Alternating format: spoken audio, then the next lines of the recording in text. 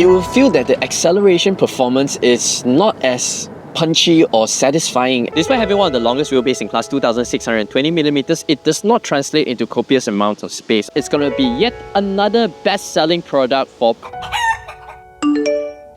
This is rumoured to be the basis of Perodua's next B-segment SUV, possibly carrying the Perodua Nexis name that our national car maker has trademarked.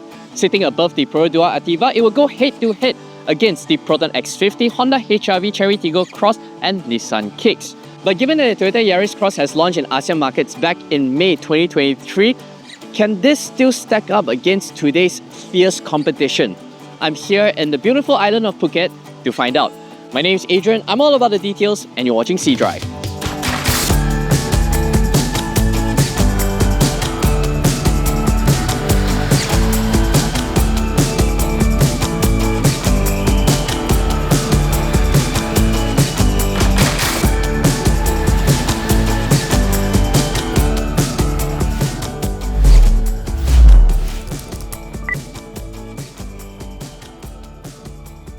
The Toyota Yaris Cross actually has very little relations to the Yaris hatchback that we are familiar with, because this SUV is based on the DNGA Daihatsu New Global Architecture platform, which is also the basis of the current generation Vios, Veloz, Alza, Ativa and Axia.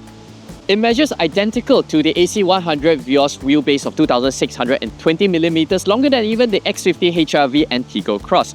Only last month in August 2025, it was awarded full 5-star ASEAN NCAP crash safety rating. And if you dive into the documents, you will notice that there is listed Malaysia production for Malaysia. Now this suggests that UMW Toyota has interest in offering the Toyota Yaris Cross to the Malaysian market, most likely alongside the Perodua version, just like the Veloz Alza pair. And I think that this product has a lot of potential for UMW Toyota, serving those upgraders from the Vios or Yaris, those looking for a taller city roundabout, but they find that the Veloz is too long and the Toyota Corolla Cross too pricey.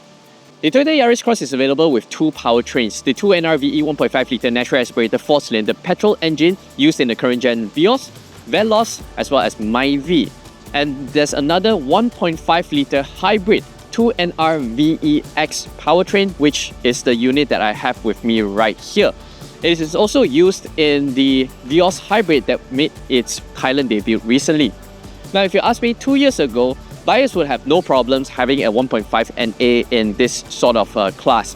But in today's competition, everyone else in the segment at this price point has either a turbo engine or hybrid assistance. So yeah, a 1.5 NA will be a little bit lacking.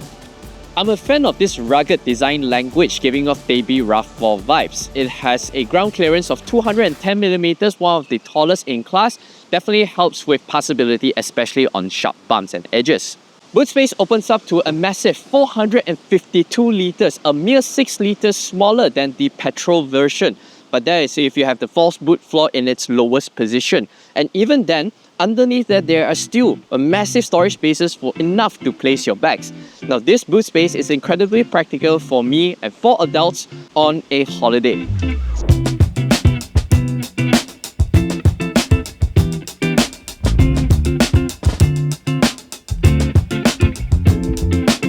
Inside here, you'll find a setup that's largely similar to the Vios that we have back home. A floating touchscreen, climate control panel, electric parking brake with auto hold, digital instrument cluster, and the entire cabin architecture.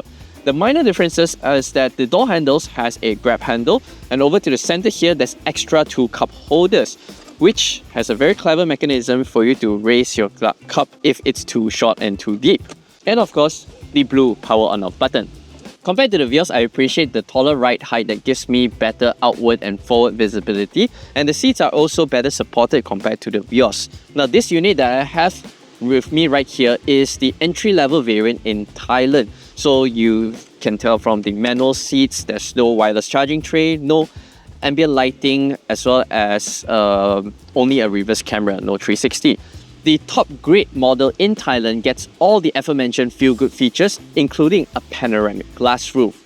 I expect the Perodua's version of this SUV to feature more hard plastics, because in the Toyota Yaris Cross you get quite nice materials. There are leather wrap as well as blue string that runs across here.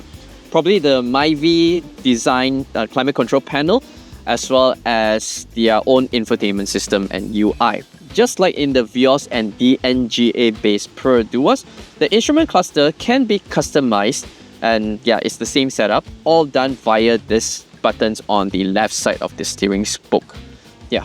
The side door bins don't fit in large size water bottles, only a small one, and the center armrest is actually quite shallow.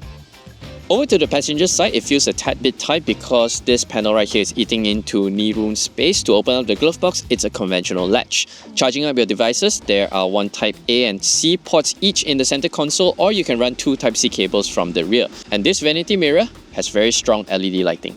Despite having one of the longest wheelbase in class 2620mm, it does not translate into copious amounts of space. I have the front seat adjusted to my usual driving position. I'm 175cm tall. I have about 3 tennis balls worth of knee room. Of course, Celine will have much more knee room back here.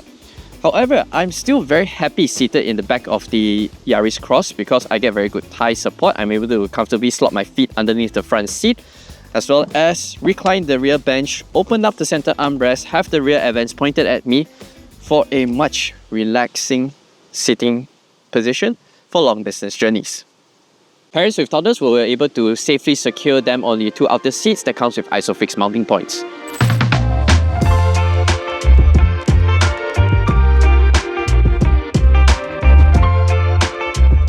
2NR-VEX is essentially the same 1.5-litre 2NR-VE engine from the Myvi, except in the Yaris Cross Hybrid, it runs on a more efficient Atkinson cycle at the expense of power. However, it's aided by an electric motor that gives out a maximum torque of 141 Nm, juiced by a 0.5 kWh lithium-ion battery pack. There are 3 drive modes in the Yaris Cross Hybrid, Normal, Eco, Sport, all done via a push of a button over here on the right spoke of the steering wheel, the same one as you see in the Ativa and modern Myvis. Now on the gear lever here, there's a B mode which stands for braking. So when you're going downhill like this is where you engage braking mode so that the car gets maximum energy recuperation from the regenerative braking. This will help you control your speed while going downhill, as well as charge up the battery pack more quickly. The working principle is essentially the same as a Corolla Cross Hybrid. EV range is very limited because of its small battery pack. However, the engine is very smooth, very quiet. You barely notice the internal combustion engine kicking in. Puttering around town, the throttle is brisk, acceleration is linear, power delivery is just smooth. Perfect for overtaking scenarios. Let's say in a Vios, Myvi or Veloz, when you want to perform an overtake, yeah, you will have to put up with the CVT screaming its guts out just to complete that maneuver. But in the Yaris Cross Hybrid, yeah, it's done much more grace and effortless.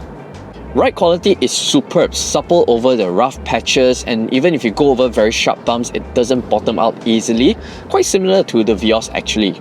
Now expect the Perodua version to be rougher around the edges due to its product as well as pricing differentiation. It will also have a different suspension setup as well as insulation coverage.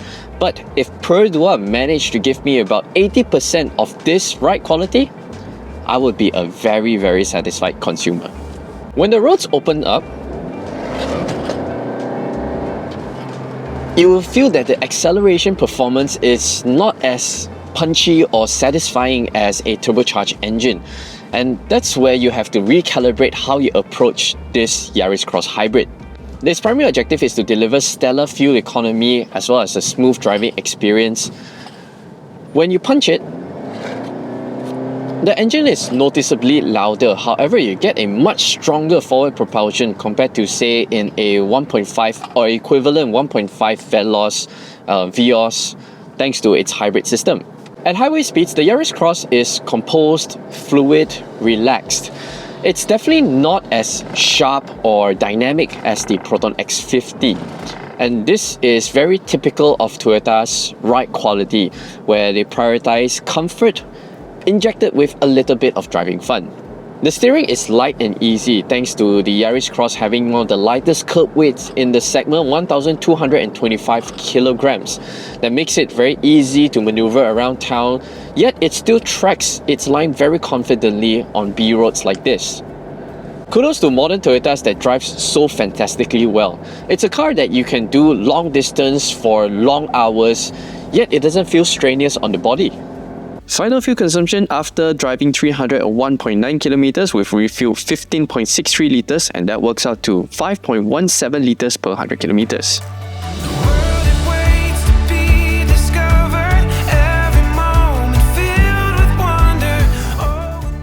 I think when the Toyota Yaris Cross arrives in Malaysia as the rebadged Perodua Nexis, it's going to be yet another best-selling product for Perodua. And it's also going to be a very popular model for BMW Toyota. Its drivability, interior packaging, practicality, and fuel economy is really suitable for those who are looking for a tall-riding, compact family SUV, one that is comfortable, reliable, and fuss-free. Here's hoping that when it finally comes in, the HEV hybrid powertrain is made available to meet the market's ever-growing demand for more powerful, efficient, and advanced powertrain. So the next time you're out comparing B-segment SUVs in the 100,000 ringgit price point, remember all the intricate details of the Toyota Yaris Cross from my video and see how those cars stacks up against this upcoming hybrid SUV. My name is Adrian, thanks for watching cDrive, and make sure to subscribe to my YouTube channel for more detailed videos like this. Bye-bye.